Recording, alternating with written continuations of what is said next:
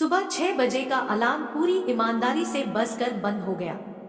वह एक सपने या थकान पर कोई असर नहीं छोड़ पाया। ठंडी हवाएं चल रही थी। पक्षी अपने भोजन की तलाश में निकल पड़े थे। तभी माँ गंगा के कमरे में घुसते ही बोली, इसे देखो, 7 बजने को है और अभी तक सो रही है। रात को तो बड़ी बड़ी बातें करती है कि मैं अलार्म लगा कर सोती हूँ, कल जरूर जल्दी उठ जाऊंगी, मगर रोज सुबह इसकी बातें यूं ही धरी की धरी रह जाती है। माँ बड़बड़ाए जा रही थी। अचानक माँ की नजर गंगा के सोए हुए चेहरे पर पड़ी तो वे सोचने लगी कि यह भी क्या करे बेचारी। सुबह 9 बजे निकलने के बाद ऑफिस से आते आते शाम के 8 बज जाते हैं। कितना काम करती है। फिर गंगा को जगाने लगी। गंगा, ओ गंगा, उठ जा, ऑफिस नहीं जाना क्या तुझे? हूँ सोने दो न माँ। गंगा ने करवट बदलते हुए कहा। अरे गंगा बेटा उठ, देख 7 बज चुके हैं। माँ ने फिर से उठाने का प्रयास किया। क्या 7 बज गए? यह कहती हुई वह जल्दी से उठी और आश्चर्य से पूछने लगी, उसने तो सुबह 6 बजे का अलार्म लगाया था। अब ये सब छोड़ और जाकर तैयार हो ले, माँ ने गंगा का बिस्तर समेटते हुए जवाब दिया। गंगा को आज भी ऑफिस पहुंचने में देर हो गई थी। सबकी नजरों से बचकर वह अपनी डेस्क पर जा पहुंची, मगर सुजाता ने उसे देख ही लिया। 5 मिनट बाद वह उसके सामने आ धमकी। कहानियों से भरे उस पत्र को उसकी डेस्क पर पटक कर कहने लगी, ये ले, इन 5 लेटर्स के स्केच बनाने हैं, आज तुझे लंच तक। मैम ने मुझसे कहा था कि मैं तुझे बता दूं, पर यार आधे दिन में 5 स्केच कैसे कंप्लीट कर पाऊंगी मैं? यह तेरी सिरदर्दी है, इसमें मैं क्या कर सकती हूँ? और वैसे भी मैम का हुक्म है, इसमें मैं क्या कर सकती हूँ? हाँ कर सुजाता अपनी डेस्क पर चली गई। बचपन से ही अपनी आंखों में पेंटर बनने का सपना लिए गंगा अब जाकर उसे पूरा कर पाई है। जब वह स्कूल में थी तब कापियों के पीछे के पन्नों पर ड्राइंग किया करती थी, मगर अब एक मैगजीन में हिंदी कहानियों के चित्रांकन का काम करती है। अपनी चेयर को आगे खिसका कर वह आराम से बैठी और बुझे मन से एक पत्र उठाकर पढ़ने लगी। वह जब भी चित्रांकन करती उसके पहले कहानी को अच्छी तरह पढ़ती थी ताकि पात्रों में जान डाल सके। 2 कहानियां पढ़ने में ही घड़ी ने 1 बजा दिया। जब उसकी नजर घड़ी पर पड़ी तो वह थोड़ी परेशान हो गई। वह सोचने लगी कि अरे लंच होने में सिर्फ 1 घंटा ही बचा है और अभी तक सिर्फ 2 ही कहानियां पूरी हुई है। कैसे भी 3 तो पूरी कर ही लेगी। और वह फिर से अपने काम पर लग गई। लंच भी हो गया। उसने 3 कहानियों का चित्रांकन कर दिया था। वह खाना खाती जा रही थी और सोचती जा रही थी कि बाकी दोनों भी 4 बजे तक पूरा कर देगी। साथ ही उसके मन में यह डर था कि कहीं मैम 5 स्केच अभी न मांग ले। खाना खाकर गंगा मैम को देखने उनके कैबिन की ओर गई, परंतु उसे मैम नहीं दिखी। सुजाता से पूछने पर पता चला कि मैम किसी जरूरी काम से अपने घर गई है। इतना सुनते ही उसकी जान में जान आई। लंच समाप्त हो गया। गंगा अपनी डेस्क पर जा पहुंची। अगली कहानी छोटी होने की वजह से उसने जल्द ही निपटा दी। अब आखिरी कहानी बची है। यह सोचते हुए उसने 5वां पत्र उठाया और पढ़ने लगी। भागीरथ इतना पढ़ते ही उसके मन से काम का बोझ मानो गायब हो गया। वह अपने हाथ की उंगलियों के पोर पत्र पर लिखे नाम पर घुमाने लगी। उसकी आंखें बस नाम पर ही टिकी रही। देखते ही देखते वह अतीत में खोने लगी। तब उसकी उम्र 15 साल रही होगी। 9वीं कक्षा में थी। घर से स्कूल जाते हुए वह इतना खुश होकर जाती थी जैसे आसमान में उड़ने जा रही हो। मम्मी पापा की इकलौती बेटी थी वह, सो मुरादें पूरी होना लाजिम था। पढ़ने में होशियार होने के साथ साथ वह क्लास की प्रतिनिधि भी थी।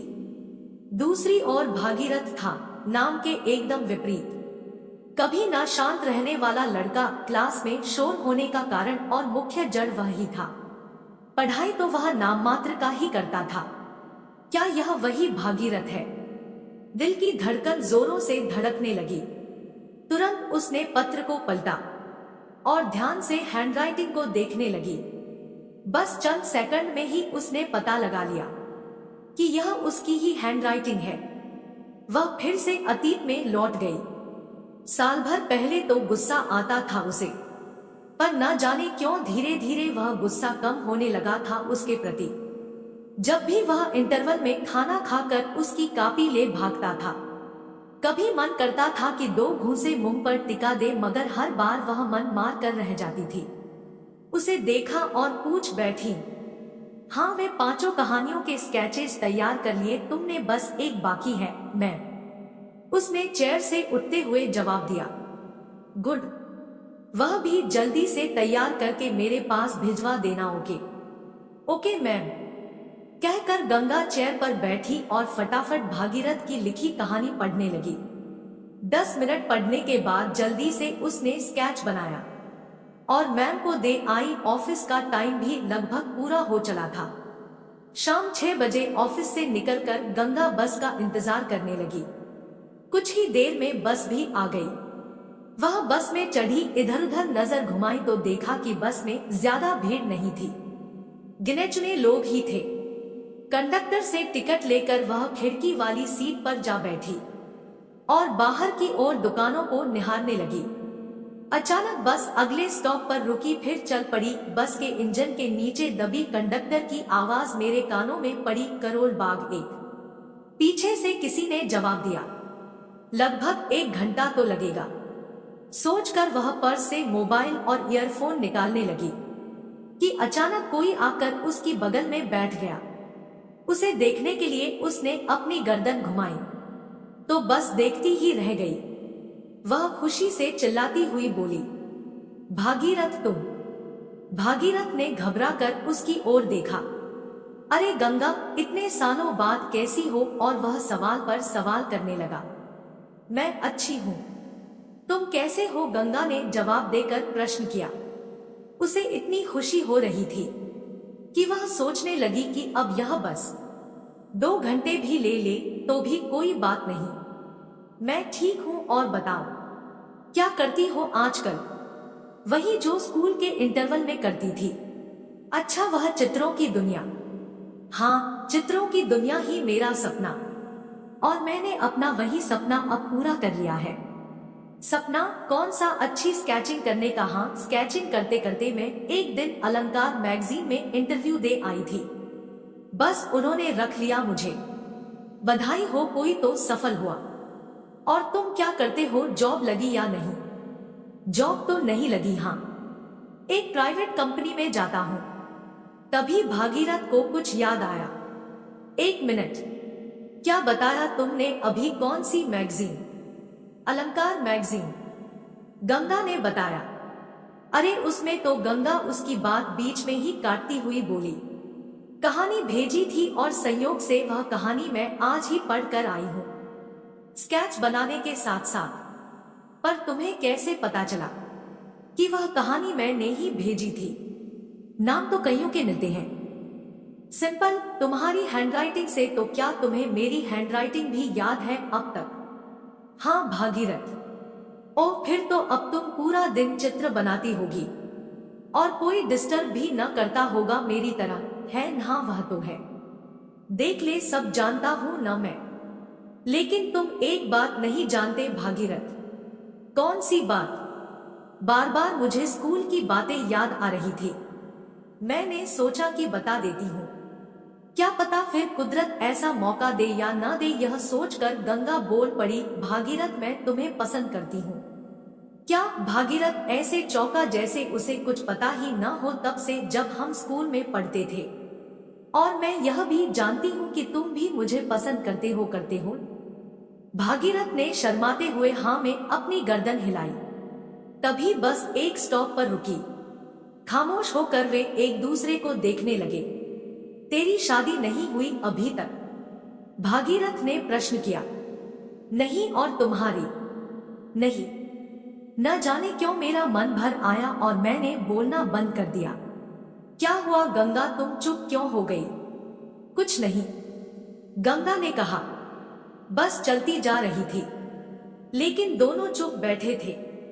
एक दूसरे के लिए स्कूल के समय की दोस्ती जो एक परवाह थी, एक दूसरे के लिए एक लंबा समय तय करती गई दोनों की जिंदगी में।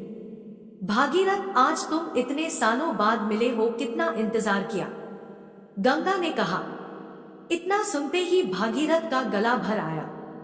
हाँ, इतना ही बोला और फिर दोनों एक ही झटके में चुप हो गए।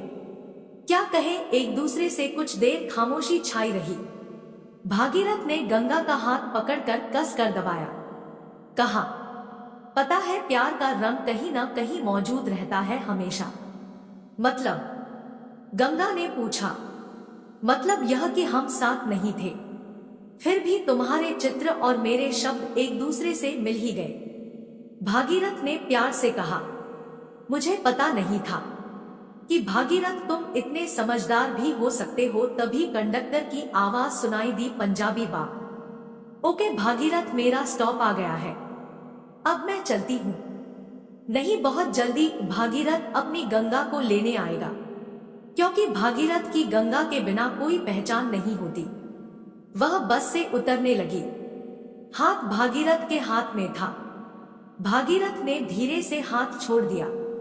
वह बस से उतरी और जब तक आंखों से ओझल न हो गए तब तक दोनों एक दूसरे को देखते रहे, क्योंकि भागीरथ की तपस्या पूरी हो गई।